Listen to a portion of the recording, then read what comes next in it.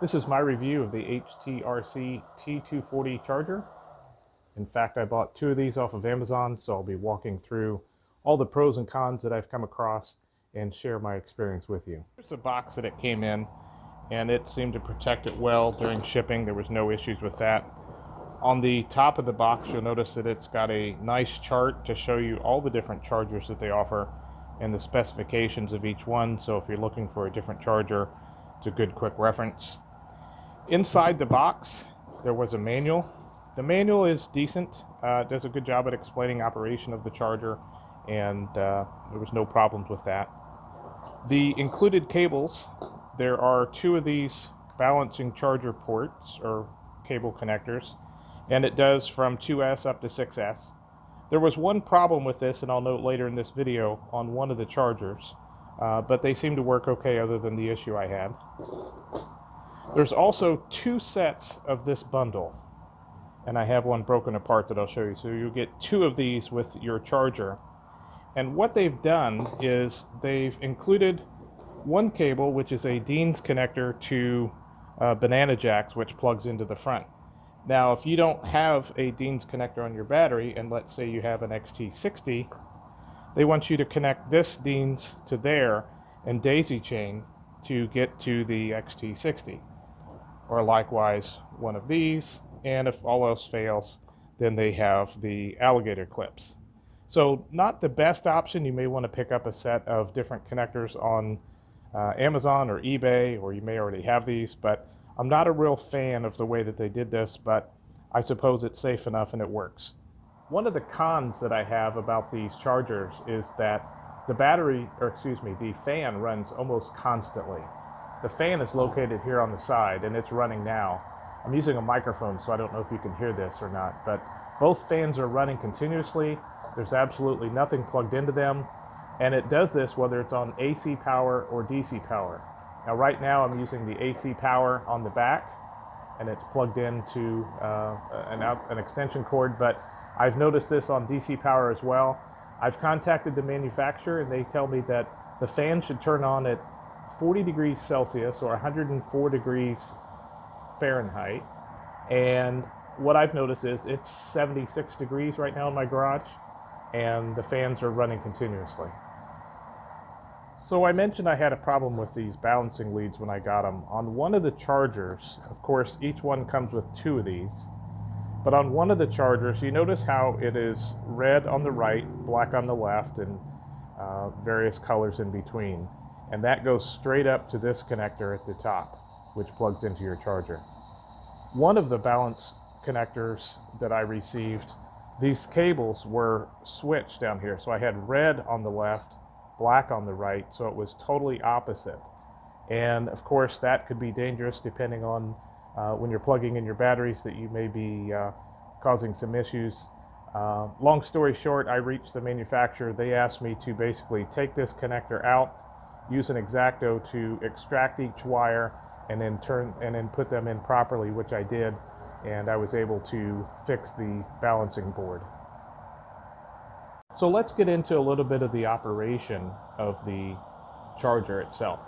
You've got two channels, channel 1 and channel 2, and since this is just touchscreen, you notice that when I touch that, it changes color, it's highlighted in yellow. Now I'm accessing channel 2. All of the different battery chemistries are laid out here. At the bottom, you have settings, which we'll walk through briefly, memory, monitor, and calibration. We'll talk through each one of these in a little bit of detail, but suffice to say, I'm only going to be charging LiPo batteries today. The rest of the programs look very similar. Okay, so let's walk through the configuration options briefly. All of the different battery chemistries are very similar, so I'm just going to walk through one, which will be LiPo, and show you what the options look like. So there's 4 different programs. I can do a storage charge, just an actual regular charge, a balanced charge, or a discharge of the battery. Of course, you can set up the cell count, the in voltage, the current, and discharge if you're using that program. The cell count is automatically identified when you plug the battery into the charging port or into the balance port.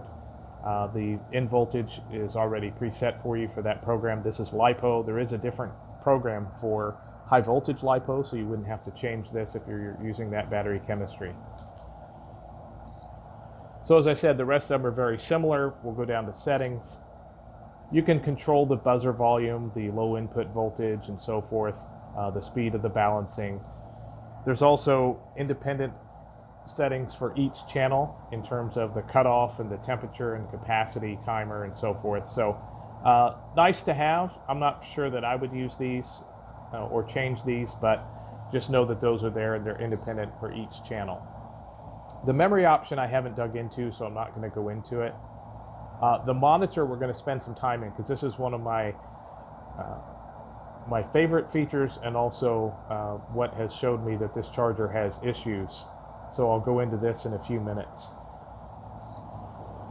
And then calibration appears to be that you can just calibrate your charger if you have external digital voltmeter and the charger doesn't appear to have the correct voltage. Maybe you could modify it here, but I haven't gone into this to validate that or even change anything.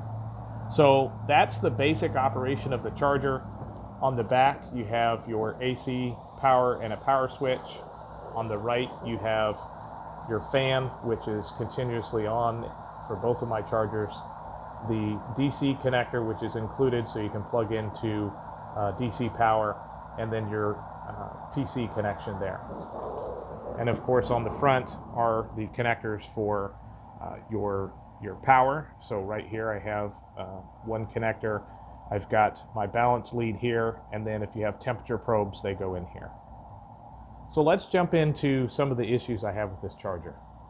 So full disclaimer here, as I was making this video, I ran into some weird issues, particularly around what I'm going to show you in the monitor screen. You notice on this charger I've got the monitor screen up and there's no battery connected, so it's all zeros.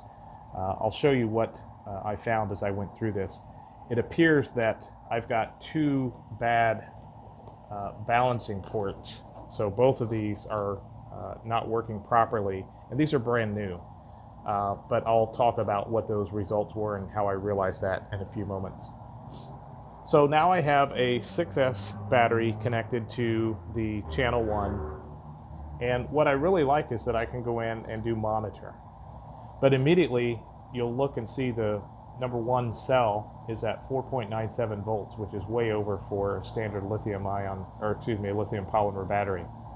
Watch what happens when I plug in the XT60 to the power and how this display changes. So I plugged in the XT60, the balance port still plugged in, channel 1, and now you see that it shows the proper cell voltages. And I verified these with an external cell meter that shows that these are all proper and correct. So I believe this screen, but just be aware that if you're looking at the screen, the monitor, and you do not have your power connected, it is not giving you accurate readings. And I'm not for sure why that is, because it's got power and ground for all the cells that it should be able to read, but just be aware of that. So to demonstrate what I mentioned about these balance ports and having at least 2 of these that are not working properly, I moved over to my second charger, and I have this same 6S battery that I just tested connected to the balance port without the power connector first. And you notice that it's only showing 2 of my cells, number 5 and number 6, for some reason. So let me plug in now the XT60 from the charger to the battery and show you what happens. So as you can see, the XT60 and the balance connector are connected. And now it changes my display to all blank. So what was showing cell 5 and 6 now has gone away. And that's really weird that there's some interaction between the XT60 and the balance port. You don't need this plugged in to measure the individual cell voltages. In fact, I've got 2 external cell meters that work just by plugging in the balance port and work very well.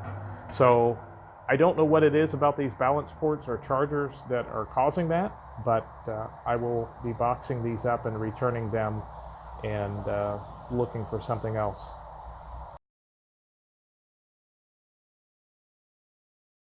So here's some new information that I'm adding in this video.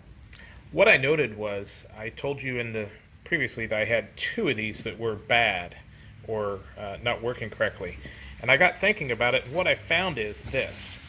Look at the top, we have red on the left, but here, if the board is upright, red is on the left, but on this one, red is on the right. And I'd already fixed one cable like that, and that was after talking to the manufacturer, and instead of sending me one of these boards, they asked me if I could fix it myself, and I told them I could, which I did. The two boards that I reported that were bad in the video earlier are simply bad because, this is an example, they came wired incorrectly from the manufacturer. So if you have this problem, you can fix it yourself. It gives me grave concern as to why so many of these are wired backwards and the potential causes with lithium batteries and the hazards it may bring. But I did figure that out, so I'm going to go ahead and fix this one, and then I'll show you the results. Actually, before I fix it, I'll show you what it looks like broken. So I am connected to this charge board, and the monitor screen shows just those two cells as being active. Let me go ahead and fix this, and I'll show you what happens. And just as an example of how to fix these, you'll notice that I'm using an X-Acto knife, and you pry up lightly on those tabs, and then the wire will come out directly, and then you just insert them back in the right order to fix that. Alright, the second part of this update is that now that I've reversed this set of cables, so red is on the left on both ends, and plugged in my battery and the power, the monitor screen is now correct. So just keep that in mind as you listen to the rest of this video. So that concludes my review of the HTRC T240 DUO charger. With the issues that I've seen with the balance ports and the weird display that I get when I have the power plugged in versus not plugged in on the monitor screen, it gives me enough concern that I don't think I'm comfortable using these. Having had a fire previously due to a LiPo, I think I would feel more comfortable looking for a charger that probably provides a little bit more consistent results. So that's my opinion. If they work for you, great. Otherwise, thanks for watching and have a great day.